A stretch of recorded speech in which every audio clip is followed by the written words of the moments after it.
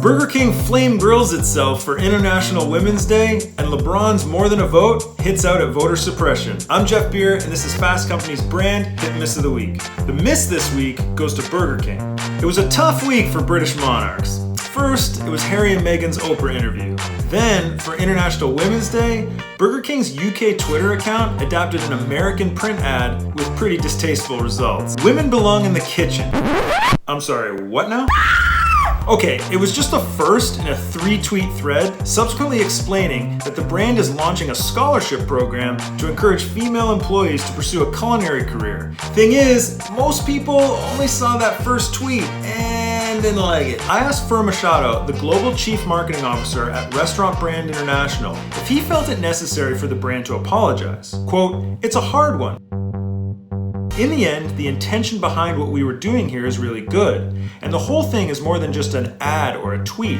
But by Tuesday afternoon, the brand had decided to delete the tweet. Advertising has a long history of using a clickbaity headline to get our attention. Volkswagen used this counterintuitive copywriting approach in 1959 for its famous Lemon ad, which was slang for a crappy car, to much success and actually credited with creatively revolutionizing the ad industry. But this isn't 1959, and this print ad format just doesn't translate to Twitter. To not realize splitting this into multiple tweets would confuse and dilute the actual message is almost inconceivable. But even more simply, whether it's the print ad or the tweet, the grabby headline here is simply a ham-fisted attempt to turn a misogynist cliche into a joke.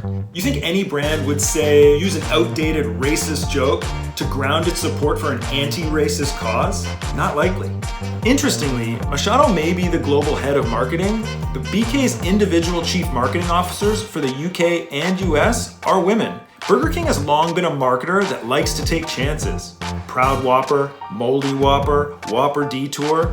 This one, just a bad taste. The hit this week goes to More Than a Vote. Last June, LeBron James launched More Than a Vote with an impressive collection of fellow pro athletes and artists, aiming to encourage and help people to check if they were registered to vote, and the organization also worked with sports teams to open their stadiums as voting stations. The overall goal wasn't to tell people who to vote for, but to boost voter turnout and reduce voter suppression in the Black community.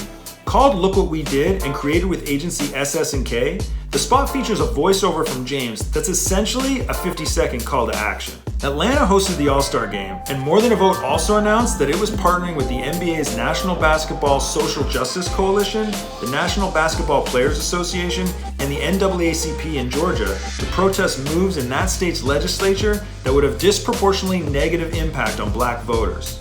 Proposed bills would end automatic voter registration, ban drop boxes, and eliminate the broad availability of absentee voting. This organization is doing real work, but with a marketer's flourish. Cool logo and merch, along with uplifting content, all to raise money and awareness in order to protect democracy. As LeBron says in the spot, it's a fight that's just getting started. Go to fastcompany.com to read more about LeBron's SpringHill company and More Than a Vote in a new feature as part of our 2021 Most Innovative Companies issue. That's it for this week. Thanks for watching.